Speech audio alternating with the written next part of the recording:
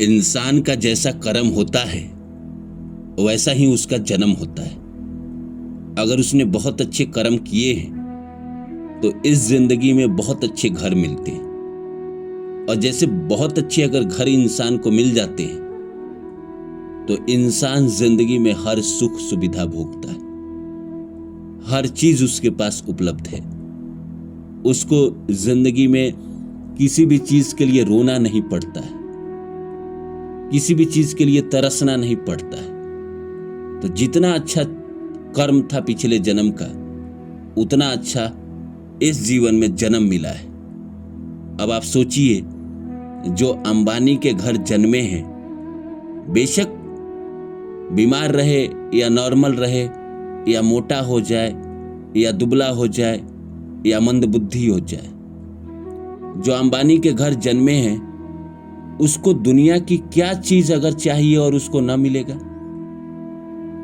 उसने जिस लड़की से चाहा उससे शादी की, उसके पास प्रॉब्लम लाख हो पर सारे राजयोग उसके लिए हैं। वो क्यों है? क्योंकि उसने बहुत अच्छे कर्म किए हैं। जो शाहरुख का बेटा बनेगा वो ऐसे थोड़ी बनेगा, जिसके कर्म अच्छे हैं वही तो बनेगा। नॉर्मल आदमी कैसे बन सकता है शाहरुख का बेटा, जिसके पास पिछले जन्म में पुण्य ही नहीं है, अच्छे कर्म ही उसने नहीं किए हैं? तो आप इस बात को समझ लीजिए, हम सबका जो जन्म हुआ है वो हमारे कर्म के आधार पे हुआ है। पिछले जन्म में जैसा हमने कर्म किया है, इस जिंदगी में जो हमें घर परिवार माँ बाप भाई बहन मिले हैं, सब के सब पिछले जन्म के कर्म के अनुसार मिले हैं। तो नमस्कार दोस्तों, मेरा नाम है रानू बाबू, और जैसा कि आप सभी लोग जानते हैं कि मैं आपके लिए कहानी, कविता और मोटिवेशनल वीडियो लेकर आता हूँ। इसी श्रृंखला में आज लेकर आया हूँ कि जैसा कर्म वैसा जन्म। तो आइए सब्जेक्ट को शुरू करें। इससे पहले आप सभी से रिक्वेस्ट है, please like my video and subscribe my channel. ये तो आप सब जानते हैं कि अगर अच्छा कर्म किया है तो अमीर घर में जन्म लेगा, उससे कम अच्छे कर्म किए हैं तो थोड़ा और लोअर मिडिल क्लास या अपर मिडिल क्लास में जन्म लेगा। एटलीस्ट अगर उसने कर्म अच्छे किए हैं तो घर परिवार ऐसा मिलेगा जहां पे अगर वो नहीं भी काम करे पूरी जिंदगी तो भी वो पूरी जिंदगी मजे में जिएगा।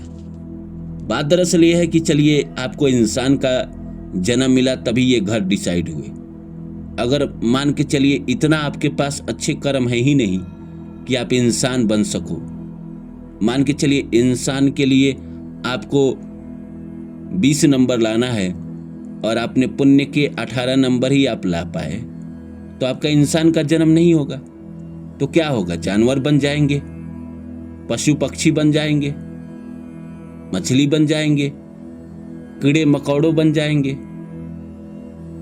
और भी अगर इससे खराब कर्म हुआ तो शायद हो सकता है आपको इस ग्रह से ट्रांसफर करके किसी और ग्रह पे भेजा जाए, जहां सूरज की डिग्री 50 डिग्री टेम्परेचर हो, जहां पे जीना नहीं बल्कि बहुत मुश्किल हो जाए।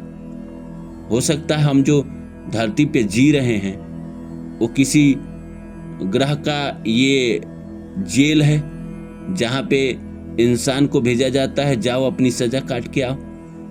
अब जैसे आपने फिल्मों में देखा है कि जेल की दुनिया होती है जहां पे कैदी को सुधरने का मौका दिया जाता है, कर्म बदलने का मौका दिया जाता है, रिग्रेट करने का मौका दिया जाता है। उसी तरह हो सकता है कि हमको प्रकृति ने इस ग्रह पे भेज दिया है कि जाओ अपना कर्म ठीक करो, अपना विचार ठीक करो और फिर इस ग्रह पे आना। हो सकता है एक ऐसे ग्रह पे इंसान पहले रहता हो या अभी भी इंसान की बस्ती वहां पे हो, जहां पे सब बहुत अच्छे हैं, सब अच्छे हो रहे हैं जीवन में, खुशियां है, प्रेम है, धन की कोई आवश्यकता नहीं है, लोग गंगा जल पीते हैं या शुद्ध जल पीते हैं, भोजन की जरूरत नहीं है, फल सब्जी खाते हैं। तो ऐसे ग्रह पे भी तो आप जा सकते हैं अगर आपके बहुत अच्छे कर्म हुए तो ऐसे ग्रह पे। और ऐसे भी तो ग्रह हो सकते हैं इस दुनिया में जहां पे 500 डिग्री टेम्परेचर हो, जहाँ पे आपका शरीर झुलस झुलस के रोज ही मरेगा, तो ऐसे भी ग्रह पे तो जा सकते हैं।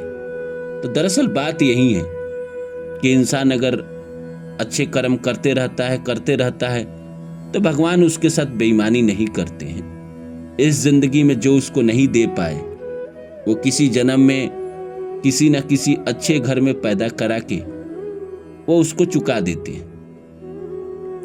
अच्छे घर में पैदा हो गया तो इतना पैसा खर्च कर देगा, जो पीछे के जन्मों का बाकी था उसके कर्ज खत्म हो जाएंगे, फिर वो अपनी जिंदगी अच्छे से जी पाएगा।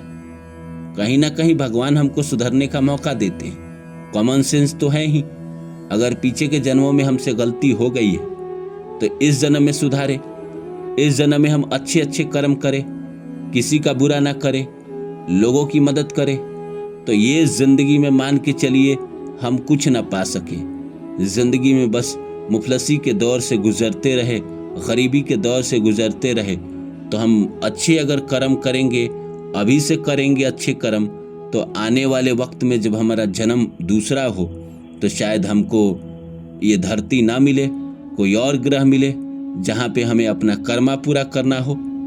तो आप इस बात को समझिए कि कर्म अच्छे करते रहिएगा तो अगले जीवन में आपको जिंदगी पक्का अच्छी जरूर मिलेगी। किसी न किसी ऐसे घर में जन्मेंगे जहाँ पे आपको बहुत ज़्यादा मेहनत ना भी करें तो भी पूरे जिंदगी आपका और आपके परिवार का भोजन पालन अच्छे से हो पाएगा। तो इसीलिए जिंदगी में हमेशा अच्छे कर्म करना चाहिए इंसान को।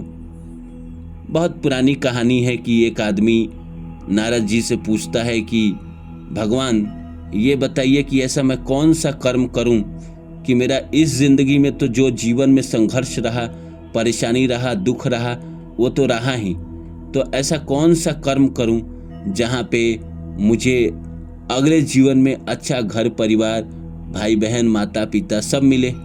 तो नारद जी ने कहा कि देखिए, अगर आप कर्म अच्छे कर रहे हैं और सबसे उत्तम कर्म है भूखे लोगों को खाना खिलाना, चाहे वो जानवर हो चाहे इंसान हो, जो गरीब है, जो लाचार है, जो खुद से खरीद के नहीं खा सकता है, जिसके पास पैसे नहीं है, अगर आप उनको खिला रहे हैं तो कहीं ना कहीं ये बहुत बड़ा पुण्य है और इसका परिणाम आने वाले वक्त में आपको प्रकृति जरूर देगी।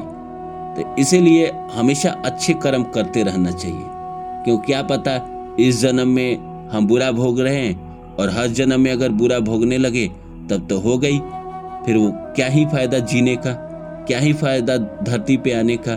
हो सकता है कि हम कोई तारा बन के आसमान में चमकते रहते, हो सकता है कि हम कोई पेड़ बन के बड़ा सा लोगों को छाव देते।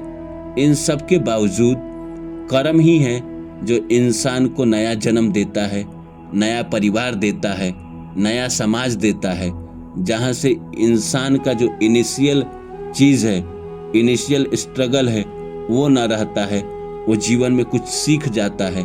और ये तो भाग्य ही है ना, इंसान के पीछे के कर्म ही हैं जिसकी वजह से उसको अच्छे माँ बाप मिले, अच्छे भाई मिले, अच्छी पत्नी मिली, अच्छे गुरु मिले जो हमेशा उसकी मदद करते रहते हैं, हमेशा उसका साथ देते रहते हैं। अच्छे दोस्त मिले, दोस्त भी उनका साथ देते रहता है। इसीलिए अच्छे कर्म करिए, अच्छा जन्म लीजिए।